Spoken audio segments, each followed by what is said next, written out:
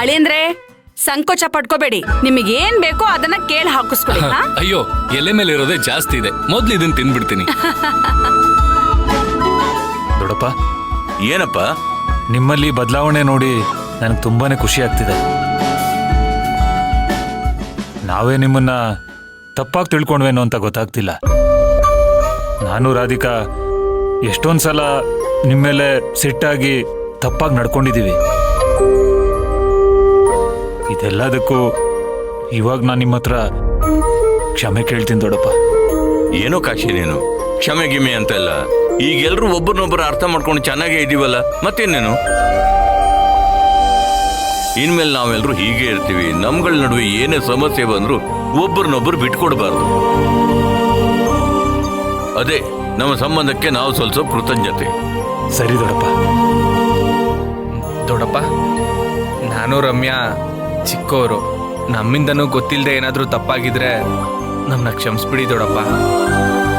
ನಿಮ್ದೊಳ ಕತೆ ಆಯ್ತಲ್ಲೋ, ಒಬ್ಬರಾದ್ಮೇಲೆ ಒಬ್ರು ಕ್ಷಮೆ ಕೋರ್ತಾ ಇದ್ರಲ್ಲ, ಹಾಗೇನಾದ್ರೂ ಕ್ಷಮೆ ಕೋರ್ಲೇಬೇಕು ಅಂದ್ರೆ ನಾನು ಎಲ್ರಿಗೂ ಸಾರಾ ಸಗಟ ಕಾಲಿಗೆ ಬಿದ್ದು ಕ್ಷಮೆ ಕೇಳಬೇಕು.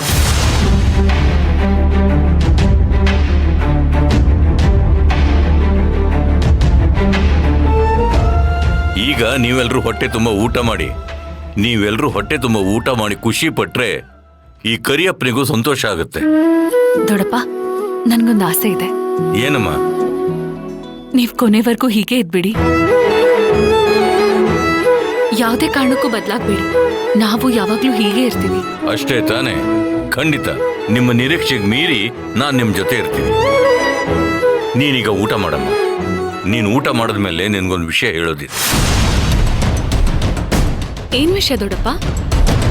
ಈಗ ಊಟ ಮಾಡು, ನಾನು ಆಮೇಲೆ ಹೇಳ್ತೀನಿ. ನೋಡಿ, ಎಲ್ರು ಸಂಕೋಚ ಪಡ್ಕೊಳ್ದೆ ಆರಾಮಾಗಿ ಊಟ ಮಾಡ್ಬೇಕು. ಹಾ ಅನಗ, ಪವಿತ್ರ, ಯಾಕಮ್ಮ ಇನ್ನೂ ನಿಂತಿದ್ದೀರಾ?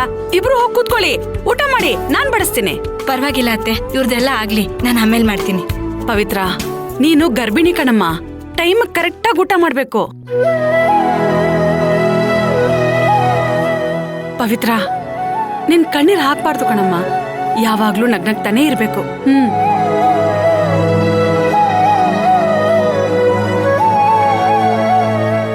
ನೋಡಮ್ಮ ಪವಿತ್ರ, ನಾನು ಅವಾಗ ನಿನ್ ಮೇಲೆ ಇಂಥ ಕಂಡೀಷನ್ಸ್ಗಳನ್ನ ಹಾಕ್ತಾನೆ ಇರ್ತೀನಿ. ಯಾಕಂದ್ರೆ ನಾನ್ ಈ ಮನೆಯಲ್ಲಿ ಒಂದು ಪೋಸ್ಟ್ ಅಲ್ಲಿದ್ದೀನಿ, ಅಂದ್ರೆ ಅತ್ತೆ ಅನ್ನೋ ಪೋಸ್ಟ್ ಅಲ್ಲಿದ್ದೀನಿ. ಅತ್ತೆ ಅಂದ್ರೆ ಹೀಗೆ ಇರ್ಬೇಕು ಅಲ್ವಾ? ಏನ್ ಹೇಳ್ತೀಯ ಸೊಸೆ? ಅಳ್ಬೇಡ ಕಂದ, ಅಳ್ಬೇಡ.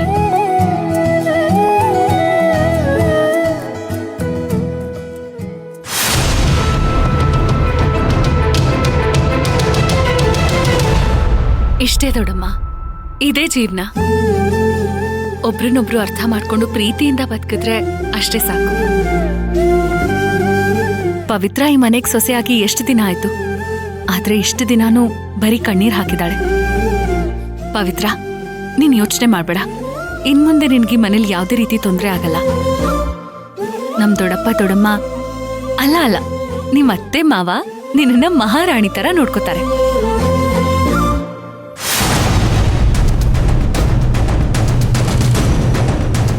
ನಮ್ ರಾಣ ಕೂಡ ಅವನ್ ಮನ್ಸನ್ನ ಸ್ವಲ್ಪನೇ ಬದಲಾಯಿಸ್ಕೊತಾನೆ.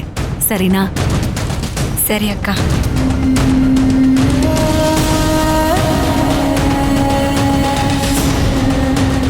ಅರೆ ರಾಣ, ಬಾರೋ, ಬಾ ಕೂತ್ಕೋ, ನೀನು ಊಟ ಮಾಡು. ಏಕರಿಯಪ್ಪ, ನಾನು ಅಷ್ಟು ಹೇಳಿದ್ರು ಇವ್ರನ್ನೆಲ್ಲ ಕರೆಸಿ ಊಟ ಹಾಕ್ತಿದ್ಯಲ್ಲ, ಇವ್ರಿಗೆ ಬರೀ ಊಟ ಹಾಕಬಾರ್ದು, ಊಟದ ಜೊತೆ ವಿಷ ಹಾಕಿ ಸಾಯಿಸ್ಬೇಕು.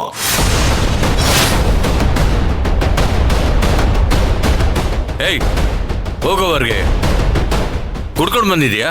ವಾಸನೆ ಬರ್ತಾ ಇದ್ದು, ಹೋಗೋರ್ಗೆ. ಬಿಡಪ್ಪ, ನಾನು ಯಾಕೆ ಹೊರಗೆ ಹೋಗ್ಬೇಕು? ಹೊರಗೆ ಹೋಗ್ಬೇಕಾಗಿದ್ದ ಇವರು ಇಲ್ಲಿ ಕೂತಿದ್ದಾಳಲ್ಲ ರಾಧಿಕಾ, ಇವಳಿಂದ ನಮ್ಮ ಫ್ಯಾಮಿಲಿನ ನಾಶವಾಗೋಯ್ತು. ಇವರು ಕೂರಿಸಿ ಊಟ ಹಾಕ್ತಿದ್ಯಾ?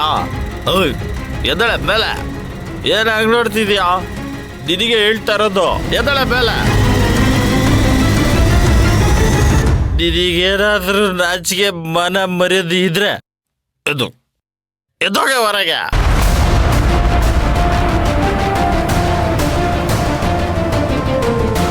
ನೋಡ್ರಣ ನೀನ್ ಅತಿಯಾಗಿ ಮಾತಾಡ್ತಿದ್ಯಾ ಆಮೇಲೆ ನಾನ್ ಸುಮ್ನೆ ಇರಲ್ಲ. ಆಹಾ, ಏನೋ ಬರ್ತೀಯಾ ಏನೋ ಬರ್ತೀಯಲ್ಲ ಬಾರೆ ಈ ಕಡೆ. ನಡಿಯೋ ಅವ್ರಿಗೆ ನಡಿಯೋ ಬಿಡಪ್ಪ ನಡಿಯೋ. ರೀ ಯಾಕ್ರಿ ಹೀಗ್ ನಡ್ಕೊಂತಿದ್ದೀರಾ? ಮನೆಗ್ ಊಟಕ್ ಬಂದಿರೋರ ಹತ್ರ ಹೀಗ ಮಾತಾಡೋದು. ಏಯ್ ಬಾಯಿ ಮುಚ್ಚಿದ್ಕಳೆ ಎಲ್ಲಿ ಹೆಂಗ್ ಮಾತಾಡ್ಬೇಕಂತ ನೀ ನನಗೆ ಹೇಳ್ಕೊಡ್ತೀಯಾ?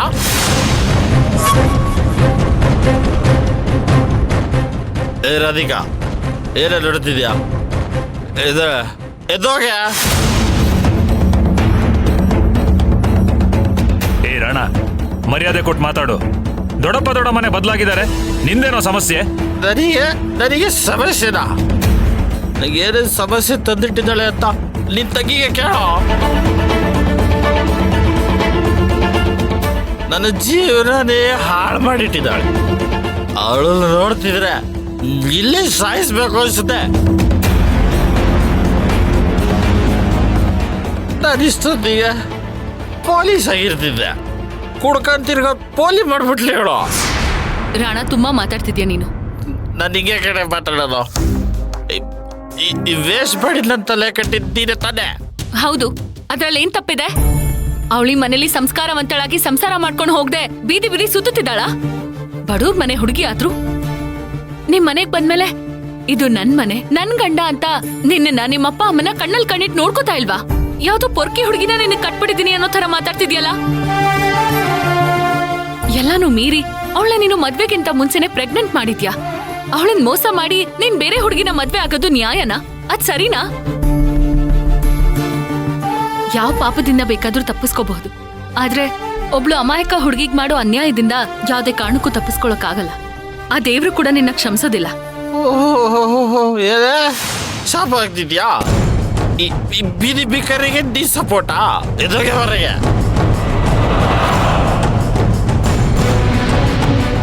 ಏಯ್ ರಾಣ, ಸಾಕ್ ನಿಲ್ಸು. ಎಲ್ಲದಕ್ಕೂ ಒಂದು ಲಿಮಿಟ್ ಇರುತ್ತೆ. ಓಹೋ, ಲಿಮಿಟಾ? ಏನಪ್ಪ ಲಿಮಿಟು? ಏ ಮೂರ್ಖ ಶಿಖರ್ಮಣಿ, ಈ ರಾಧಿಕಾ ನಿನ್ ದುಡ್ಡಿಗೆ ಆಸೆ ಬಿದ್ದು ನೀನು ಮೋಡಿ ಮಾಡಿ ಮದುವೆ ಆಗಿದ್ದಾಳೆ.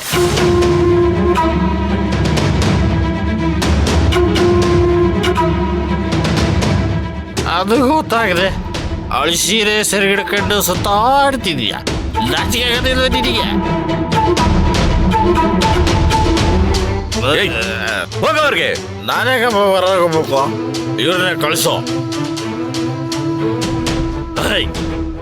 ನೀವೆಲ್ಲರೂ ನಾಚಿಕೆ ಬಿಟ್ಟು ಊಟ ಮಾಡ್ತಾ ಕೂತಿದ್ದೀರಲ್ಲ, ಎದೋಗೆ ಹೊರಗೆ.